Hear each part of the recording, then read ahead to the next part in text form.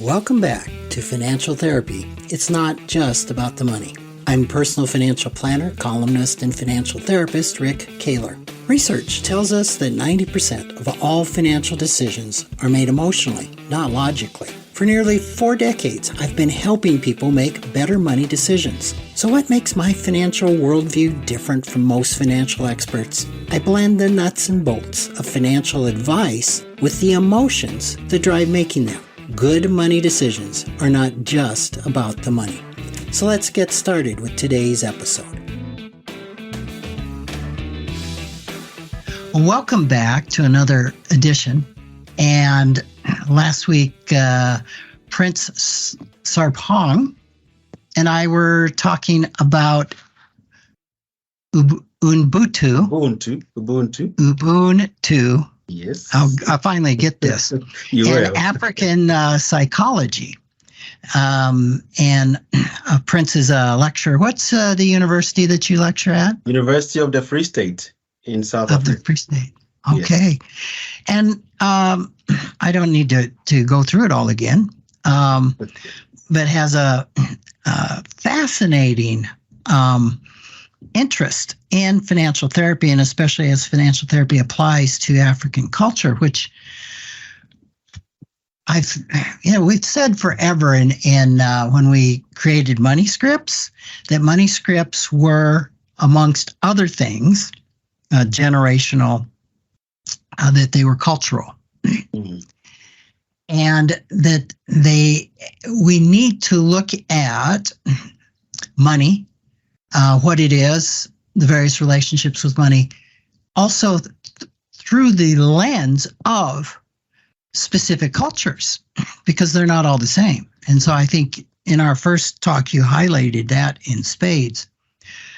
And so we were talking about this concept of Ubuntu, where, and I love this, I am because you are because we are. Correct. And the attitude, we were talking more specifically about what we would call enabling. Mm.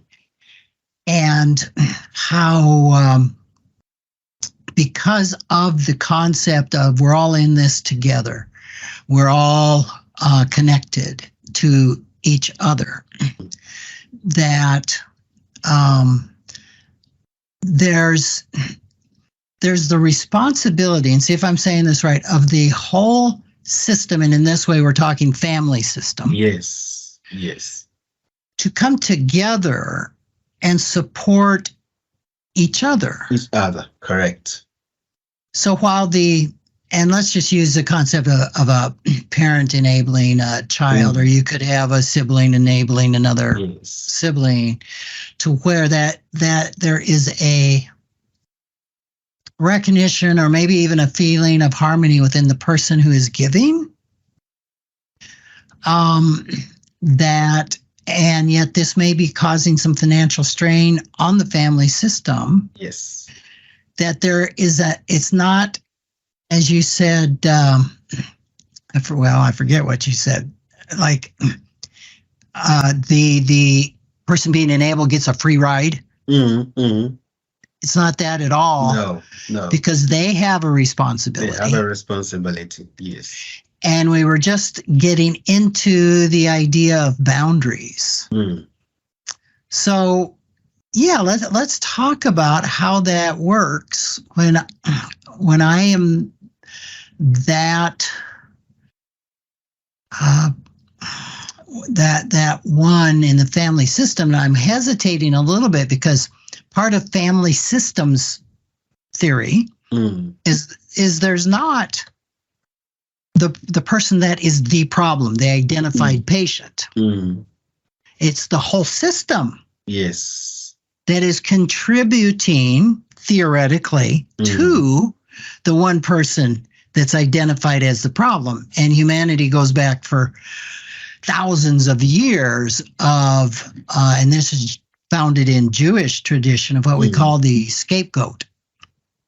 Is if we could get rid of this one person, everything would be fine. And of course, we've seen that play out in countries, right? That was part of apartheid, I think. Yes. And if we can get rid of this one class, this one race, this one type of person, then we'll be fine. Yeah. Which is garbage.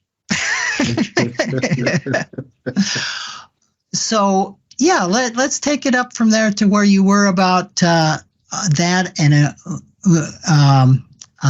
boundaries affecting Ubuntu. Right. So, for the most part, the challenge for most people when it comes to, say, for example, black tax is that they do not necessarily have relationship with money per se.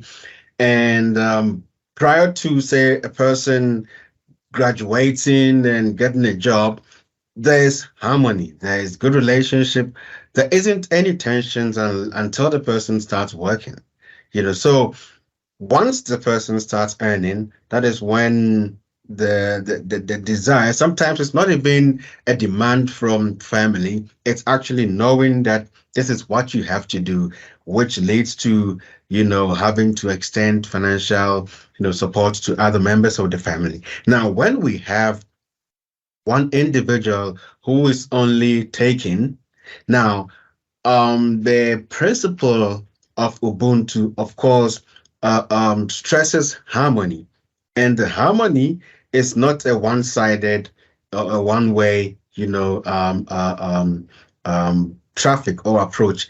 There has to be a recognition by the receiver of, the fact that this is coming from a source, a limited source, and could potentially create a certain element of, the stress. And so once you are aware, it allows you to, in a way, not abuse the help, and it allows you to acknowledge, and where, it is not really urgent, you do not put too much pressure on the given party. So it becomes an acknowledgement, of the help that one is giving, and also ensuring that, one trying to extend the helping hand to the other does not lead to the financial destruction of the other, because then it defeats the purpose of Ubuntu. If I am, because you are, because we are, you also should repeat the same thing back to me. So it's not just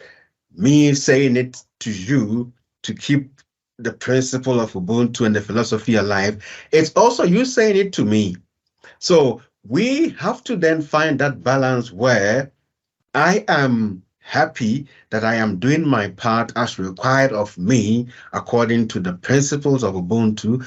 On the other hand, you should also be in a position to also say what you are doing on your part to keep this harmony. So in the sisters scenario that I gave in the first place, if the brother acknowledges that he is because of the sister and the other way around, it puts him also in a position of responsibility, because the sister enjoys his company within the family. He also plays a role in the family when it comes to certain, traditions and customs that needs to be done. So he does in fact play a role. So what he then needs to acknowledge then would be that the element of his behavior, which is creating this stress, is contrary to, or it goes against Ubuntu. It goes against keeping the harmony. And you are not just doing it against your sister, but all other elements within this interconnected world of ours. And once a person is then sensitized to that, the person then becomes aware of his or her, responsibilities. So responsibility within the framework of Ubuntu doesn't fall only on the person with the money, but also the recipient. So that is where the boundaries come in, where a person, you're not cut off per se, but you are reminded of your responsibility to also keep me, free of distress. So at any point, if my actions to you in terms of financial help is causing distress to me, then we both are breaching the principles of Ubuntu, because there is no harmony. So I love that. So what happens if my actions are causing distress to you, and I'm guessing in this context, my actions are that I don't have a job, or I'm not taking responsibility to try and take care of myself financially. Am I on the right track here? Yes, you're on the right track. And so I am causing distress to you. And I'm in that maybe a chronic place. I'm not taking my responsibility in Ubuntu. What happens? I mean, what's a step within that system? What's the next step in that system to try and help this person realize the distress or what their part of Ubuntu is? Yes, so that's a very interesting question. And that again is where African psychology plays a bigger role. So within African psychology, there is the admittance that not all the solutions lies within African psychology. It encourages learning. And so there will be the point where, for example, the sibling could seek, help, psychological help. It doesn't have to be within the framework of African psychology. It's just another element to psychology, which allows us to then understand the cultural elements, the other philosophical elements, and then the way of living, So it's not a one size fits all. It doesn't have all the answers to life's problems. It just says we need to really look at the approach to then start from here and then build on. So it doesn't exclude all the other types and models in therapy. It only, contributes or adds to. So in my presentation, for example, I said that we have Western psychology, which amongst others has allowed us to understand cognition. It allows us to understand how the human brain functions. We have Eastern psychology, which has allowed us to, amongst others, understand the benefits of meditation, mindfulness. And we have African psychology, which reminds us of the interconnectedness. So it is not within African psychology alone that all the identified problems with black tax, for example, will be resolved. It only contributes so that the approach becomes more holistic and becomes more potent. So we will still resort to the other modalities and models available in order to really help, our clients, regardless of their background, to really thrive financially. So in that context, then the person might go seek some therapy, or maybe they wouldn't. Is establishing some boundary at some point in time to say, I'm going to have to reduce what I'm giving you, or possibly cut it out. I mean, how would that fit into Ubuntu? Would I be ostracized if I stopped giving support, or how would that? I'm assuming part of this is addressing things with the other person transparently. Yes. So you wouldn't be ostracized. It allows for, so in a way, where the principle is sometimes misinterpreted is that it's made to appear as if the individual subjugates or sacrifices himself for the community or the bigger or the greater good. But that is not the case. It also recognizes individual agency. And so having to then say, I may need to, cut back on this, or because I cannot do this, it's actually in line. And there's a a bigger phenomenon at play. So within some African cultures, for example, there may be times where if things are not going right for you, you may be required to, for example, slaughter a cow or whatever is required of you. Now, let's say you are unemployed. What are you going to do? So even within this context, you are allowed to negotiate, to say, I accept what is required of me. I would love to do it, but I don't have the financial means. In this, circumstance, can I do ABC, whatever it is that you can afford? And it's allowed. You will not be ostracized. So there is that element, that acknowledges, working within constraints.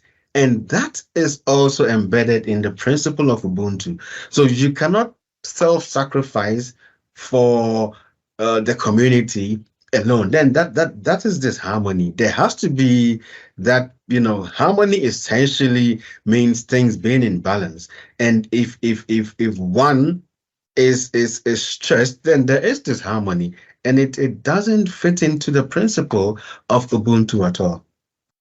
So it's, how can we come together? How can I support you and support everyone in this system in a way that's in balance, in a way that's in harmony? And while I may not have the finances this person needs, what else can I do to help you? And I hear it's also coming back. The question from that other person is, what can I do to help you create harmony and be in balance? Yes. So if you find a balance is a balance, right? I think what that means is everybody's getting their needs met. Correct. And so ultimately, in this this philosophy, is how can we all win? Absolutely. How can we all get our needs met within the constraints of our finances? Yes. I love that. In the constraints of what I can do. Yes. And so it has, again, African psychology has a bigger contribution. So we've heard discussions around financial freedom a lot. And recently, or not so recently, we've seen the FIRE movement, financial independence, retire early. And I read a recent article where a number of people who have actually achieved this are now in a state of, a kind of, there's a certain emptiness after that. And that is because, again, we have money at the center, relationship with money. I need to cut my relationship. I need to address my relationship. It's not the relationship with money. So in psychopolitics, the author, I've forgotten his name a bit, Chan, I've forgotten the name. He says that we live in a situation where now life does not relate to life anymore, but life relates to certain ends. So in fact, Karl Marx in one of his writings describes freedom as being in harmony with community, with others. I'm just gonna quickly check exactly. So Byung-Chul Han says that in essence, we have moved away from the sphere of lived immanence, where life relates to life, instead of subjugating itself to external ends. And then Karl Marx then says it is only in community with others does each individual have the means of cultivating his gifts in all directions. Only in the community, therefore, is personal freedom possible. So we see more of the talks around financial freedom being more financial without any freedom. So, what is freedom? And we find that ultimately, as described by Han and also by Karl Marx, freedom essentially means having a working community. It is in the working community that we find the freedom. And that is why in our quest for financial freedom, we are seeing more and more financial distress as opposed to, healing our distress, because it still puts money at the center. And unfortunately, it then means that we are moving away from the sphere of lived eminence. Life must relate to life. So the major psychological distress coming from loneliness, the major psychological distress we are finding with our relationship with money is we are constantly moving away from a situation where life relates to life, and we are moving into just certain external ends. We are subjugating life to external ends. And so when finally you achieve that end, there is still a certain element of meaninglessness. So to achieve true financial freedom, we first need to revisit the concept of freedom, because we are free. This is the freest society we've had in the history of humanity. And again, Han says that the freedom of we can buy whatever we want. We are free to subscribe to whatever we want to. We that freedom itself is turning into subjugation. So a lot of financial stress that people have, amongst other factors, could be that it's not really the lack of money itself, but because we have subjugated, life to external ends, we are constantly finding meanings through acquisition, which is not giving us meaning. And we are increasingly relegating true essence of freedom, which comes in a working community. And that is why even the most advanced economies, America especially, with all the advancement, is still experiencing huge stress levels, because life is being subjugated to external ends as opposed to life relating to life. A working community is what brings out freedom. So there cannot be true financial freedom in a dysfunctional community, which is what African psychology stresses, to say without the harmony, then constantly every year the financial planning board would be doing this survey on and we are always going to see the number one distress of Americans is money stress. And that's because we are moving away from lived eminence. And what African psychology then contributes to the field of financial therapy is to say, why are we constantly ignoring relationality? You are not going to achieve freedom if there is no proper working community. We essentially um, achieve our self-realization with others. So freedom, Han goes on to say, is synonymous with a successful working community. The more dysfunctional the community, the more difficult it will be to achieve financial freedom. You can achieve the financial growth and the wealth, but there will be less freedom, because freedom essentially also entails a successful working community. And this is what African psychology ultimately brings to this table, to say, let's go back and look at relationality, and that can heal a lot of our problems without us having to go through additional, processes. Let's move back to acknowledge relationality and how our connectedness, in fact, plays a major role. And I think if we bring that into, more discussions in financial therapy, we are most likely going to be able to assuage some of these financial distress, that we are currently facing in the world. Wow.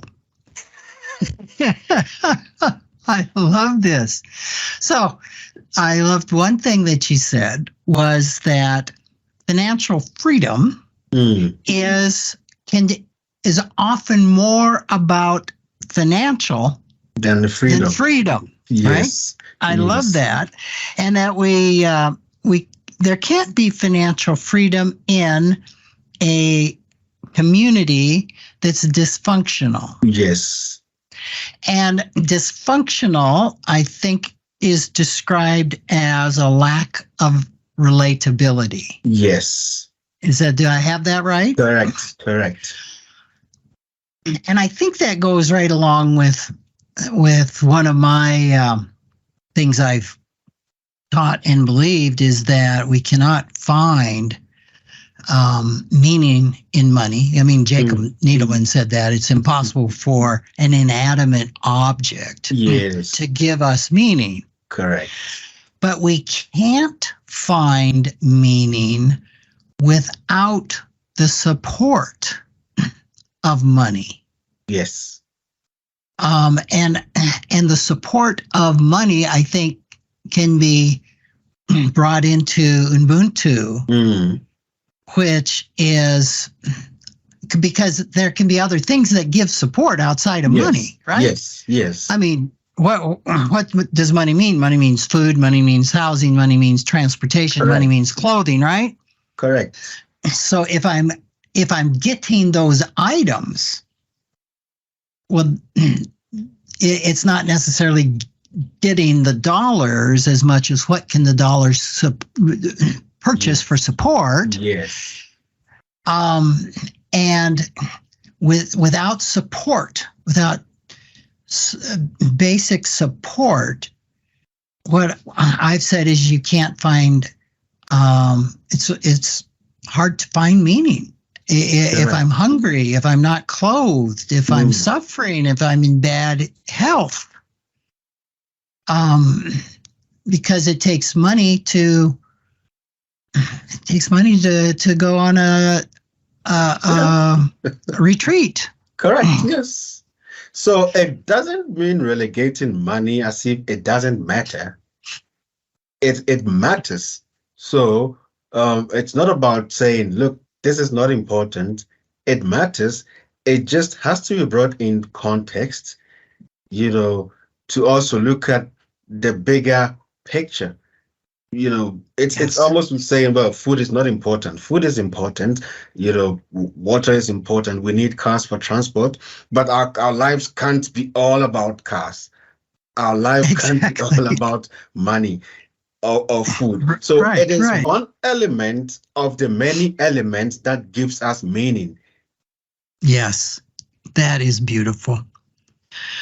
Prince, I could go on for hours listening to you. This is beautiful. But we're going to need to wrap up. What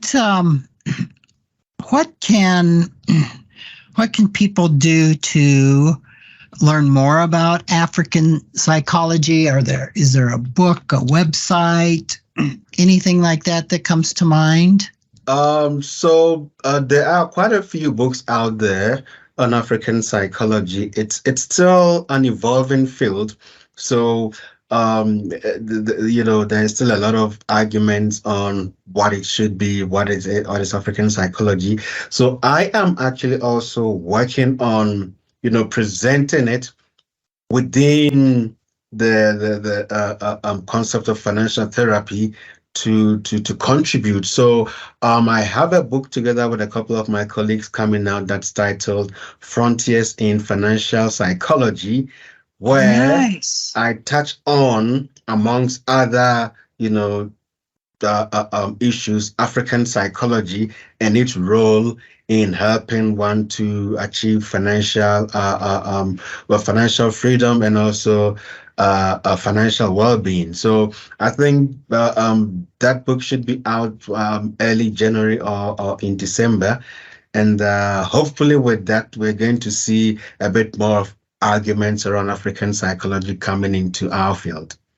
So that book is Frontiers in Financial Psychology. Psychology, right? Out in December or January. Maybe by the time people are listening to this, it might already be out. It might already be out, yes. Prince, thank you so much. And if people want to contact you, do you mind if they email you? Well, so my email is my surname, Sarpong, PK, that's my initials, at ufs.ac.za. So it's Sarpong, that's my surname, PK, my initials, at ufs.ac.za. So anyone who wants to contact me can contact me through my university email. Super. Prince, thank you so much for joining us. It's been a delight. Okay, thank you very much, Rick, for also having me. Appreciate it a lot. Take care. Thanks for joining me, Rick Kahler, for another episode of Financial Therapy. It's not just about the money. This is where I combine the nuts and bolts of financial advice with the emotions that drive making them. Remember, every financial behavior, whether it appears illogical to you or others, makes perfect sense when we understand the underlying beliefs, feelings, and thoughts. Sign up for my weekly blog at financialawakenings.com. I hope you'll join me again for our next episode.